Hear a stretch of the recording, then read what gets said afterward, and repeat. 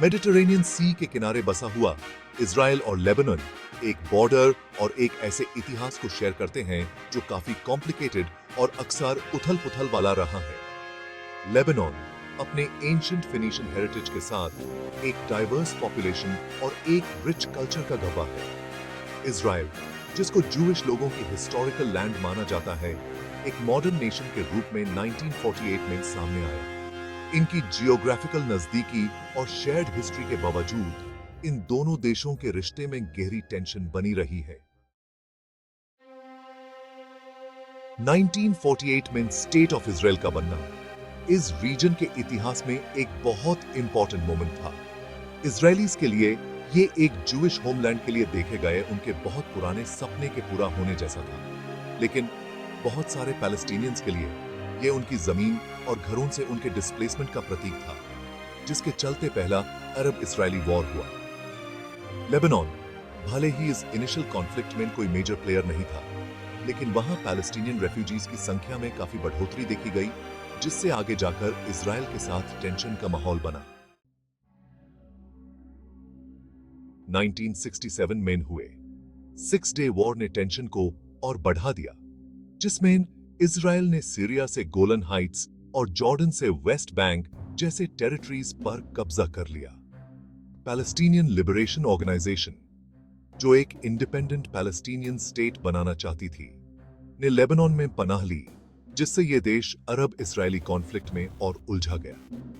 1975 में लेबनान अपने ही civil war में घिर गया, एक ऐसा भयंकर 15 साल तक चला जंग जिसमें रीजनल और इंटरनेशनल एक्टर्स भी शामिल हो गए। लेबनीज सिविल वॉर के बीच एक नई ताकत सामने आई। हिजबुल्लाह, एक शिया इस्लामिस्ट पॉलिटिकल पार्टी और मिलिटेंट ग्रुप जिसको ईरान का सपोर्ट हासिल था। हिजबुल्लाह ने लेबनान में इजराइल की उपस्थिति का विरोध किया और इस रीजन में इजरायली इन्फ्लुएंस को रोकने की कोशिश की। ये ग्रुप अपनी मिलिट्री कैपेबिलिटीज और सोशल सर्विसेज के लिए जाना जाने लगा और लेबनीज पॉलिटिक्स में एक इंपॉर्टेंट खिलाड़ी और इजराइल का एक कठिन दुश्मन बन गया। के लिए थी सेक्शन 5, आक्रमण से वापसी तक लेबनान माइन इजराइल। ये कहानी है एक ऐसे समय की जब इजराइल और लेबनान के बीच तनाव अपने चरम पर था। 1982 में इजराइल ने पीएलओ को देश से बाहर निकलने के लिए लेबनान पर पूरी तरह से हमला कर दिया। ये हमला एक बड़े मिलिट्री ऑपरेशन का हिस्सा था, जिसका मकसद पीएलओ के अड्डे को खत्म करना था। इस इन्वेजन के चलते एक लंबा मिलिट्री कैंपेन चला और इस रीजन में और अस्थिरता आ गई। लेबनान के कई शहरों में तबाही मच गई और आम लोगों को इस जंग का भारी नुकसान उठाना पड़ा। इजराइल करीब 2 दशकों तक सदर्न लेबनान में रहा, जहां यूज हिजबुल्लाह और दूसरे ग्रुप्स के विरोध का सामना करना पड़ा। हिजबुल्लाह, जो एक शक्तिशाली मिलिटेंट ग्रुप है, ने इजराइल के खिलाफ कई अटैक्स किए और इससे रीजन में और भी तनाव बढ़ गया। 2000 में सालों तक चले कॉन्फ्लिक्ट के बाद इजराइल ने लेबनान से एक तरफा हटने का फैसला लिया, जिससे देश में उसकी मिलिट्री उपस्थिति खत्म हो गई। ये फैसला लेबनान के लोगों के लिए एक बड़ी जीत थी और इससे रीजन में कुछ शांति आई, लेकिन इस कॉन्फ्लिक्ट के असर आज भी महसूस किए जा सकते हैं और दोनों देशों के बीच के रिश्ते अब भी तनाव से भरे हुए हैं। सेक्शन 6, एक नाजुक शांति सीजफायर्स और फ्लेयर अप्स। ये चैप्टर हमें इजराइल और लेबनान के बीच के तनाव और शांति के कोशिशों के बारे में बताता है। इजराइल के हटने के बाद थोड़ी शांति का दौर आया, लेकिन ये शांति सिर्फ ऊपर ऊपर से थी। अंदर ही अंदर तनाव अब भी बना हुआ था, जिसमें कभी कभी वायलेंस के धब्बे नजर आते थे। ये छोटे मोटे क्लैशेस और गन फायर के इंसिडेंट्स दोनों देशों के बीच के तनाव को दिखाते थे। 2006 में हिजबुल्लाह के एक क्रॉस बॉर्डर हमले ने इजराइल और हिजबुल्लाह के बीच एक महीने तक चलने वाला जंग शुरू कर दिया, जो दोनों तरफ के लोगों के लिए बहुत ही भयंकर था, जिसके परिणाम दोनों तरफ बहुत नुकसान और तबाही के रूप में सामने आए। बिल्डिंग्स तबाह हो गई, लोग घायल हुए और पूरा शहर एक बैटलफील्ड बन गया। ये कॉन्फ्लिक्ट यूएन ब्रोकर्ड सीजफायर के साथ खत्म हुआ, लेकिन टेंशन बनी रही। ये सीजफायर एक टेम्पररी सॉल्यूशन था, जो असली समस्या को सॉल्व नहीं कर सका। आने वाले सालों में छोटे मोटे झगड़े और क्रॉस बॉर्डर अटैक्स होते रहे, जो ये दिखाते हैं कि असली शांति अभी भी दूर थी, जिससे ये पता चलता है कि ये शांति कितनी नाजुक है। हर वक्त दोनों तरफ के सोल्जर्स हाई अलर्ट पर रहते हैं, क्योंकि किसी भी वक्त ये तनाव फिर से भड़क सकता है। लेकिन इन सब के बीच कुछ लोगों को उम्मीद है कि एक दिन असली और स्थायी शांति आएगी। ये उम्मीद ही है जो लोगों को आगे बढ़ने का हौसला देती है। सेक्शन 7, जुंग के निशान कॉन्फ्लिक्ट की मानवीय कीमत। इजराइल और लेबनान के बीच दशकों से चले आ रहे इस कॉन्फ्लिक्ट ने आम लोगों के जीवन पर एक गहरा असर छोड़ा है।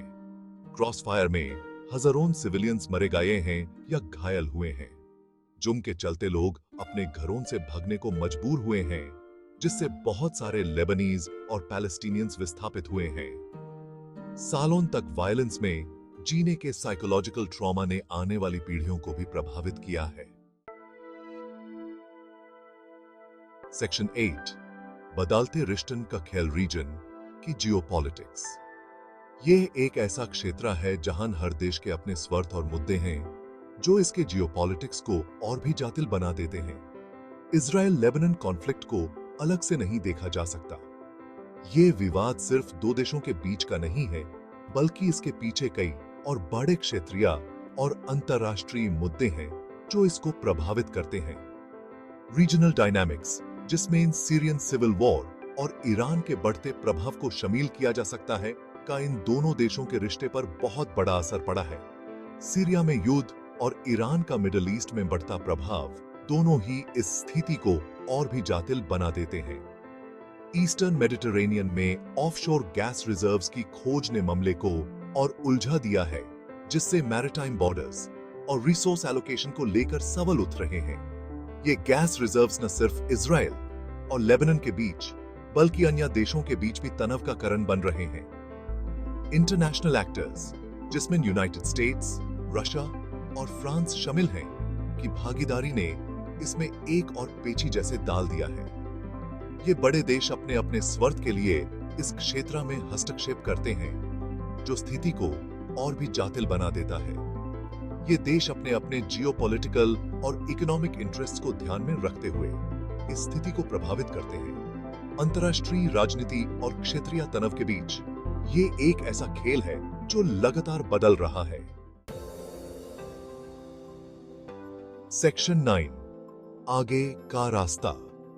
क्या स्थायी शांति संभव है?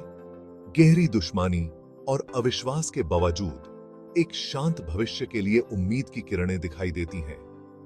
इजराइल और हिजबुल्लाह दोनों ने ही एक और बड़े कॉन्फ्लिक्ट से बचने की इच्छा जाहिर की है।